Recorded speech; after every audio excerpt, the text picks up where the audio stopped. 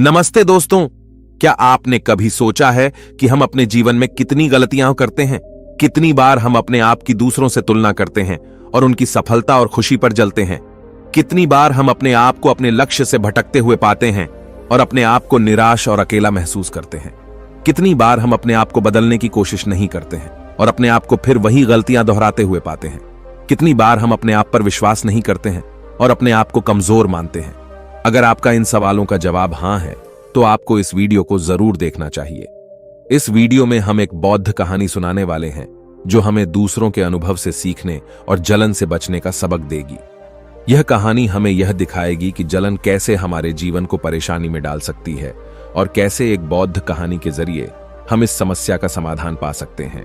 इस कहानी में हम एक युवक के जीवन की ओर देखेंगे जिसे अपने दोस्तों की सफलता पर जलन हो जाती है। फिर एक दिन वह एक बौद्ध भिक्षु से मिलता है जो उसे एक ऐसा सबक सिखाता है, ऐसी बातें बताता है जो उसकी जिंदगी बदल देता है। बौद्ध भिक्षु ने उसे एक नया दृष्टिकोण दिया और उसके जीवन में सुख और संतुष्टि का मार्ग दिखाया। तो आइए जानते हैं कि बौद्ध भिक्षु ने उस व्यक्ति को कौन सा सबक सिखाया, ऐसी कौन सी बातें बताई और कैसे उस व्यक्ति ने अपने आप पर विश्वास करना सीखा। तो यह कहानी शुरू होती है एक व्यक्ति से। वह व्यक्ति बहुत दुखी था, बहुत परेशान था। वह एक पहाड़ की चट्टान पर बैठकर रो रहा था। वह व्यक्ति सब कुछ त्याग कर आत्महत्या करने के लिए किसी पहाड़ पर आया था। तभी वहां से एक बौद्ध भिक्षु गुजर रहे थे। उसे रोता देख वह बौद्ध भिक्षु उस व्यक्ति के पास गए और उससे कहने लगे, क्या तुम यहां से कूदकर अपनी जान लेने की सोच रहे हो? वह व्यक्ति कहता है, आपने बिल्कुल ठीक कहा, लेकिन आपको इससे क्या फर्क पड़ता है? मेरा जीवन है, मैं उसके साथ जो चाहूं वह करूं। तभी वह बौद्ध भिक्षु उस व्यक्ति से कहते हैं, तो अभी तक बैठकर रोक रहे हो? अगर तुम्हें यह करना ही है तो यहां पर बैठकर रोने से क्या फायदा? इस बात को सुनकर वह व्यक्ति थोड़ा सा क्रोधित हो जाता है और उन बौद्ध भिक्षु से कहता है, देखिए महाराज, मैं यहां पर जो भी करने आया हूं वह तो मैं करूंगा ही, लेकिन आपको इसमें दखलंदाजी करने की कोई जरूरत नहीं।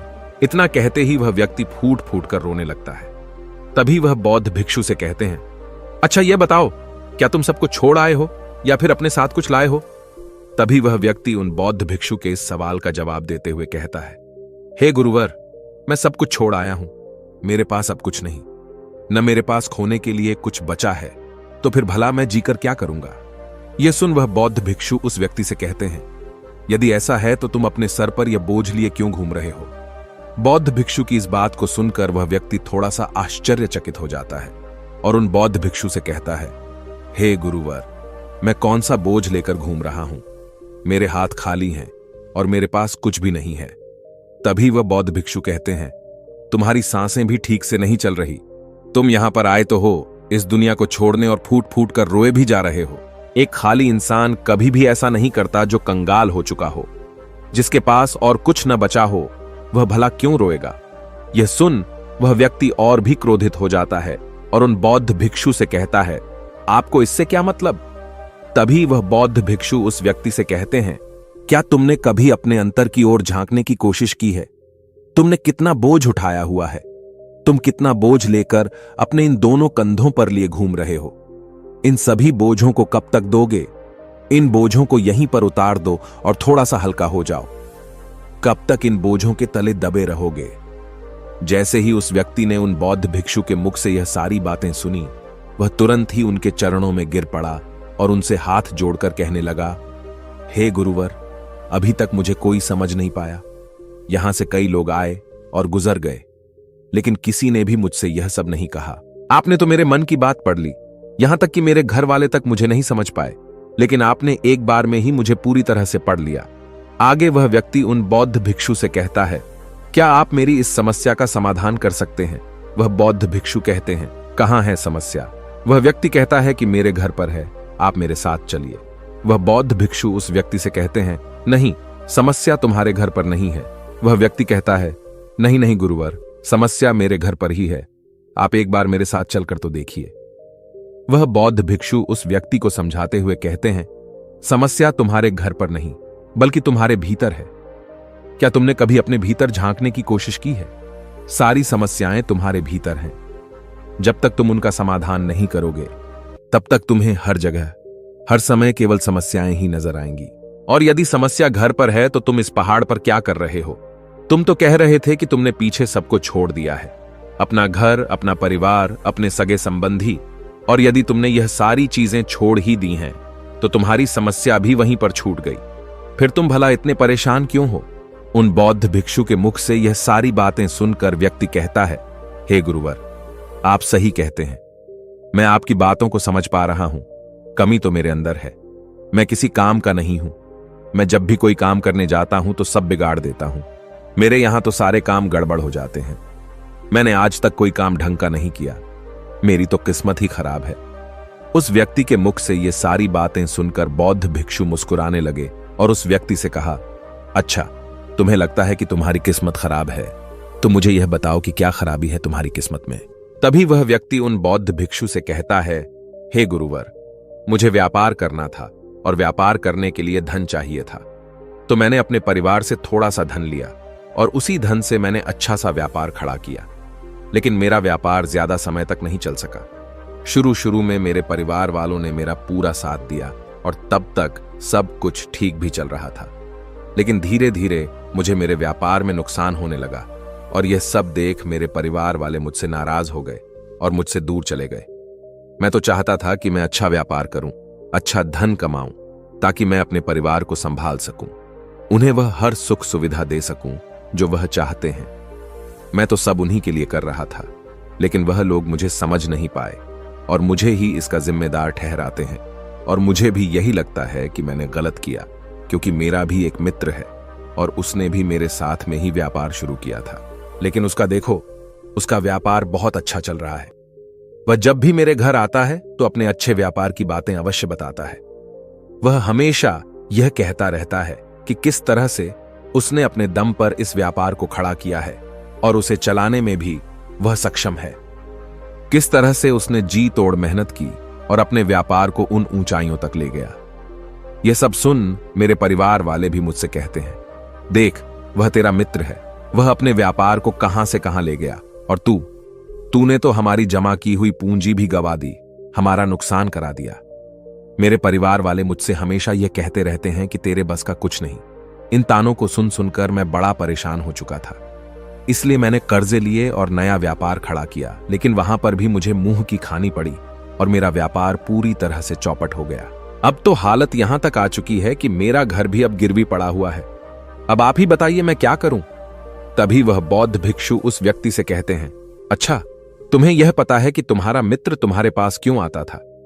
तभी वह व्यक्ति कहता है, हां, मुझे अच्छी तरह से पता है। वह मुझे मेरे घर वालों के सामने नीचा दिखाने आता था, मेरी बुराई करने आता था। वह यह जताने आता था कि वह मुझसे व्यापार में कई गुना अच्छा है, श्रेष्ठ है। वह चाहता है कि मैं उसकी सफलता देखकर दुखी रहूं, तड़पता रहूं और परेशान रहूं। तभी वह बौद्ध भिक्षु उस व्यक्ति से कहते हैं, क्या तुम उसके व्यापार को देखकर सच में दुखी रहते थे? वह व्यक्ति कहता है, हां, इतना अच्छा उसने व्यापार खड़ा किया है और मेरा व्यापार चौपट हो गया तो यह देखकर मुझे तो दुख होगा ही, मुझे तो जलन होगी ही। तभी वह बौद्ध भिक्षु उस व्यक्ति से कहते हैं, तुम्हें दुख किस बात का था? अपनी असफलता का या फिर अपने दोस्त की सफलता का? तभी वह व्यक्ति उन बौद्ध भिक्षुओं से कहता है, अपने असफल होने पर मुझे इतना पछतावा नहीं था, लेकिन वह इतना सफल हो चुका था कि उसे देखकर मेरे मन में जलन की भावना उत्पन्न होती थी और मैं यह देख देख कर दुखी रहता था, पछताता रहता था, तड़पता रहता था। तभी वह बौद्ध भिक्षु उस व्यक्ति से कहते हैं, इसका अर्थ यह हुआ, यदि तुम्हारा मित्र भी असफल हो जाए तो तुम्हें खुशी होगी। तो वह व्यक्ति कहता है, हां, मुझे बड़ी खुशी होगी अगर वह असफल हो जाए, उसका व्यापार चौपट हो जाए। यह सुन बौद्ध भिक्षु फिर से एक बार मुस्कुराने लगे और उस व्यक्ति से कहते हैं, इसका अर्थ तो यही हुआ कि तुम्हारी खुशी तुम्हारे मित्र पर निर्भर करती है। यदि वह चाहे तो तुम्हें खुश कर दे और यदि वह चाहे तो तुम्हें दुखी कर दे, क्योंकि तुम खुद से न तो खुश हो सकते हो और न ही दुखी। तुम तो अपने मित्र के गुलाम बनकर रह चुके हो, और अगर यही बात है तो तुम्हारी समस्या का कोई समाधान नहीं है, क्योंकि तुम्हारी खुशियां और तुम्हारी तकलीफें, दुख, ये सब दूसरों के व्यवहार पर निर्भर करती हैं। तुम्हारे कर्मों से तो तुम्हारा कुछ हुआ नहीं, न तो तुम अपने कर्मों से खुश हो सके और न ही दुखी। ये तुम्हारी समस्या का मैं कोई समाधान नहीं कर सकता। तभी वह व्यक्ति उन बौद्ध भिक्षु से कहता है, हे गुरुवर, ऐसा मत कहिए, मुझे आपसे बहुत आशा है, क्योंकि आप ही वह हैं जिसने मेरे अंदर की तकलीफों को पढ़ा है, उसे जाना है, उसे समझा है। आपसे मैं विनती करता हूं कि मेरी इस समस्या का समाधान मुझे बताइए। तभी वह बौद्ध भिक्षु उस व्यक्ति से कहते हैं, जब हम दूसरों से आशा बांध लेते हैं तब हम दूसरों पर पूरी तरह से निर्भर हो जाते हैं। अगर मैं तुम्हें कोई भी रास्ता न बताऊं, मैं तुम्हें तुम्हारी समस्या का समाधान न दूं, तो तुम इसी तरह से दुखी रहोगे, रोते रहोगे, बिलखते रहोगे। और अगर मैं तुम्हें कोई रास्ता बता दूं, मैं तुम्हें कोई समाधान बता ही दूं, तो हो सकता है कि तुम्हें कुछ मिल जाए। लेकिन एक बात याद रखना कि जो तुम्हारा मित्र तुम्हारे घर पर आता है, यह तुम्हें बताने के लिए कि किस तरह से उसने व्यापार में वृद्धि की, किस तरह से उसने कड़ी मेहनत की, जो तुम्हें दुखी करने आता है। लेकिन वह बात तो सच्ची ही कह रहा है कि किस तरह से उसने अपने जीवन में संघर्ष किया और उस मुकाम तक पहुंचा है। तो उसने अपने अनुभव की ही बात तुम्हें बताई। अब चाहो तो तुम उस अनुभव का इस्तेमाल कर सकते हो, या फिर उस अनुभव को तुम व्यर्थ ही जाने दे सकते हो और अपने मन में जलन जैसे भाव उत्पन्न कर सकते हो। समझदारी इसी में है कि जब वह तुम्हें अपने अनुभव के बारे बता रहा है कि किस तरह से उसने संघर्ष किया है अपने जीवन में, अपने व्यापार को उस ऊंचाइयों तक पहुंचाने के लिए, तो तुम अपनी बुद्धि का इस्तेमाल करो और उसके अनुभव के ज्ञान का इस्तेमाल करो। तुम्हें तो खुश होना चाहिए कि तुम्हें जो अनुभव चाहिए था वह तुम्हें बिना मांगे तुम्हारे मित्र से मिल रहा है, और इस पर तो तुम्हें अपने मित्र का आभार व्यक्त करना चाहिए, क्योंकि घर बैठे बैठे तुम्हें वह अनुभव प्राप्त हो रहा है जो तुम अपने जीवन से प्राप्त नहीं कर सके। इसलिए आगे बढ़ो, संघर्ष करो, उस अनुभव का इस्तेमाल करो और हार मत मानो, क्योंकि समय की एक खूबी है, वह चाहे कैसा भी हो वह बदल जरूर जाता है। इसलिए समय चाहे जैसा भी हो, अच्छा या बुरा, दोनों का गुजरना तय है। लेकिन सबसे जरूरी यहां पर समझने वाली बात यह है कि इन दोनों वक्त को देखने के लिए तुम्हारा जीवित रहना आवश्यक है, और जब तुम्हारा अच्छा वक्त शुरू होगा, तुम अपने संघर्ष से अपने व्यापार को खड़ा करोगे और अपने व्यापार को उन ऊंचाइयों तक ले जाओगे। तब वही तुम्हारे मित्र अपनी सफलताओं की नहीं बल्कि असफलताओं की गाथा गाएंगे, ताकि तुम उन्हीं की तरह कोई गलत निर्णय लो और तुम उन्हीं की तरह बर्बाद हो जाओ। तो यहां पर तुम्हें अपनी बुद्धि का इस्तेमाल करना होगा। तुम्हें उनकी बातों पर ध्यान न दे करके बल्कि अपनी बुद्धि का प्रयोग करना होगा, क्योंकि उस समय वह तुम्हें सुखी नहीं बल्कि दुखी करने आएंगे, क्योंकि उसे भी तुम्हें दुखी देखकर उतना ही मजा आएगा जितना कि तुम्हें उसे दुखी देखकर आएगा। यह सुन वह व्यक्ति उन बौद्ध भिक्षुओं से कहता है, हे गुरुवर, आप बिल्कुल ठीक कह रहे हो। मेरे जीवन को मैं नहीं चला रहा, बल्कि मेरे सगे संबंधी और मित्र चला रहे हैं, जो मेरे जीवन में सुख और दुख भरे जा रहे हैं। लेकिन मेरा यहां पर एक प्रश्न है। जब मैंने व्यापार खड़ा किया था तो मेरा उद्देश्य यही था कि मैं अपने परिवार को सुखी रख सकूं, उन्हें वह सुख सुविधाएं दे सकूं। तो क्या अपने परिवार के लिए सोचना गलत है? मैं तो अपने परिवार के लिए ही सब कुछ कर रहा था, लेकिन व्यापार में नुकसान होने के बाद वह परिवार भी मुझे छोड़ गया। इस पर बौद्ध भिक्षु मुस्कुराने लगे। तभी वह व्यक्ति कहता है, अब इसमें मुस्कुराने वाली बात क्या है? क्या मैंने कोई गलत प्रश्न पूछ लिया? तभी वह बौद्ध भिक्षु कहते हैं, नहीं, हर व्यक्ति यह चाहता है कि कोई उसकी गलती पर उसे सांत्वना दे, और तुम भी वही चाहते हो। हर कोई यही चाहता है कि जब वो कुछ करें तो उनकी प्रशंसा की जाए, और जब हमें प्रशंसा नहीं मिलती तो हमें भीतर ही भीतर बड़ा दुख होता है। हमारे मन को एक ठेस पहुंचती है, और तब हमारे मन में यह भाव उत्पन्न होने लगता है कि इस दुनिया में सभी मतलबी हैं, सभी अपने मतलब के लिए जीते हैं, सभी अपने मतलब के लिए काम करते हैं, और सभी हमारे साथ अपने मतलब के लिए ही रहते हैं। लेकिन अगर तुम किसी को अपना परिवार मानते भी हो और अपने परिवार के लिए कुछ करना चाहते हो, तो फिर तुम्हें ऐसा क्यों लगता है कि तुम दूसरों के लिए कर रहे हो? तुम तो अपने लिए ही कर रहे हो ना। अगर तुम्हें लगा कि तुम दूसरों के लिए कर रहे हो तो तुम जीवन भर दुखी ही रहोगे, और जब तुम्हें लगेगा कि तुम अपने लिए कर रहे हो तब तुम्हें एक अजीब खुशी प्राप्त होगी और तुम हमेशा खुश रहोगे। और जब तुम अपने कार्यों को बेहतर से और बेहतरीन करने में लगे रहोगे तो तुम्हें किसी की सांत्वना की भी कोई जरूरत नहीं पड़ेगी। तभी वह व्यक्ति उन बौद्ध भिक्षुओं से कहता है, हे गुरुवर, मुझे आपकी बात समझ में आ गई। अब तक मेरी किस्मत दूसरों के हाथों में थी, वो उसमें जैसे रंग चाहे सुख के या दुख के भर दिया करते थे। लेकिन अब से मैं अपनी किस्मत अपने हाथ में रखूंगा, और फिर चाहे यह अच्छी हो या खराब, मैं हार नहीं मानूंगा। आखिर में वह व्यक्ति उन बौद्ध भिक्षु से कहता है, हे गुरुवर, आपकी सारी बातें तो मैं समझ गया, लेकिन क्या आप मुझे कुछ दे सकते हैं जो मेरे जीवन के सबसे बुरे वक्त में मेरा साथ दे सके, मेरा साथ निभा सके? ये सुन बौद्ध भिक्षु उस व्यक्ति को एक छोटा सा बक्सा देते हैं और कहते हैं, ये मेरे बहुत करीब है और इसे तुम्हें अपने बहुत करीब ही रखना होगा। इसमें एक ऐसा राज है जो तुम्हें बड़े से बड़े दुखों से बाहर निकाल सकता है, बड़ी से बड़ी विपत्तियों से छुटकारा दिला सकता है। और इसे तुम सिर्फ तभी खोलना जब तुम्हें लगे कि अब कोई राह नहीं बची है, जब तुम्हें यह लगने लगे कि सब कुछ व्यर्थ है, मैंने जो बातें कही हैं वह भी व्यर्थ है, यह दुनिया भी व्यर्थ है, यहां रहना भी व्यर्थ है। इतना कहकर वह बौद्ध भिक्षु उस बक्से को उस व्यक्ति को थमा देते हैं और फिर वहां से चले जाते हैं। वह व्यक्ति उस बक्से को लेकर वापस अपने घर आता है और फिर एक नया कारोबार शुरू करता है। अब की बार वह कारोबार में हार नहीं मानता और उसका कारोबार बहुत अच्छा चल पड़ता है। उसका कारोबार चलने के कारण अब उसका परिवार भी उसके साथ आ चुका था। उसके पास अब हर सुख सुविधाएं भी हो गई थी। अब वह न तो भूतकाल का रोना रोता था और न ही भविष्यकाल की चिंता करता था। वह तो केवल अपने वर्तमान को और ज्यादा बेहतर बनाने की कोशिश में लगा रहता था। लेकिन समय हमेशा बदलता रहता है। जिस तरह से बुरा समय हमेशा नहीं रहता, ठीक उसी प्रकार अच्छा समय भी हमेशा नहीं रहता। उस व्यक्ति के जीवन में एक बार फिर से अच्छा समय समाप्त हो चुका था। वह जिस राज्य में रहता था उस राज्य पर पड़ोसी राज्य ने चढ़ाई कर दी थी और पूरा राज्य तबाह कर दिया था। उसका व्यापार भी पूरी तरह से तबाह हो चुका था। वह परिवार के साथ दर दर की ठोकरें खाने लगा। उसे यहां से वहां भागना पड़ा, यहां तक कि उसके पास खाने पीने के लिए भी पैसे नहीं बचे थे। भूख से उसके माता पिता ने दम तोड़ दिया और वह अपनी पत्नी और छोटे भाई के दोनों बच्चों को लेकर इधर उधर भटकता रहा। वह दोनों बच्चे बीमार पड़ चुके थे और उसके पास उनके इलाज के लिए भी पैसे नहीं थे। तब उसे एहसास होने लगा कि यह सब व्यर्थ है।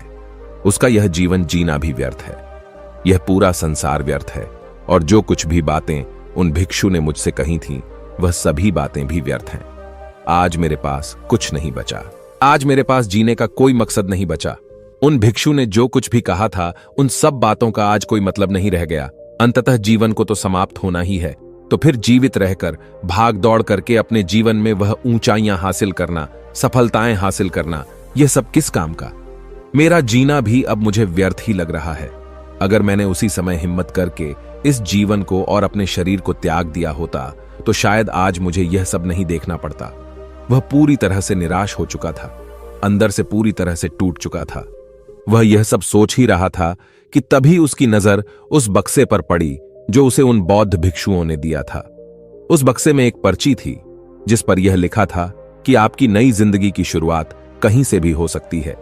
आपके पास सोने का सिक्का हो ना हो, लेकिन आपके पास वह हिम्मत तो है, तो कुछ ना कुछ अवश्य ही कर लेंगे। उस पर्ची को पढ़ने के बाद उस व्यक्ति के मन में एक बार आशा की फिर से लहर दौड़ उठी और उसने फिर से वह हिम्मत बांध ली ताकि वह अपने जीवन में फिर से उन ऊंचाइयों को हासिल कर सके। यह एक प्रेरक कहानी है जो हमें यह सिखाती है कि जीवन में कभी भी हार नहीं माननी चाहिए, चाहे कितनी भी कठिन परिस्थिति क्यों ना आ जाए। जीवन में कई बार ऐसे मौके आते हैं जब हम निराश हो जाते हैं और हमें लगता है कि अब हमारे जीवन का कोई मकसद नहीं बचा है। लेकिन ऐसे समय में हमें यह याद रखना चाहिए कि जीवन में कभी भी सब कुछ खत्म नहीं होता, हमेशा एक नई शुरुआत की संभावना होती है। इस कहानी में व्यक्ति को अपने जीवन में कई तरह की चुनौतियों का सामना करना पड़ता है। वह कई बार असफल होता है और निराश हो जाता है, लेकिन वह अपने जीवन में फिर से ऊंचाइयों को हासिल करने के लिए हिम्मत नहीं हारता। यह कहानी हमें यह सिखाती है कि हमें कभी भी हार नहीं माननी चाहिए, चाहे कितनी भी कठिन परिस्थिति क्यों ना आ जाए। हमें अपनी हिम्मत को कभी नहीं खोना चाहिए। अगर हम हिम्मत नहीं हारते हैं तो हम अपने जीवन में कुछ भी हासिल कर सकते हैं। दोस्तों, आपने आज के इस वीडियो से क्या सीखा वह मुझे आप कमेंट में बता सकते हैं। इसी के साथ में उम्मीद है कि आपको आज की वीडियो पसंद आई होगी, तो इस वीडियो को उस इंसान को शेयर करें जिससे यह कहानी सुनने की जरूरत है, और उसी के ठीक बाद चैनल को सब्सक्राइब करें। तो चलिए फिर मिलते हैं ऐसी एक और नई वीडियो में एक नए मैसेज के साथ। तब तक के लिए अपना ख्याल रखें। धन्यवाद और नमो बुद्धाय।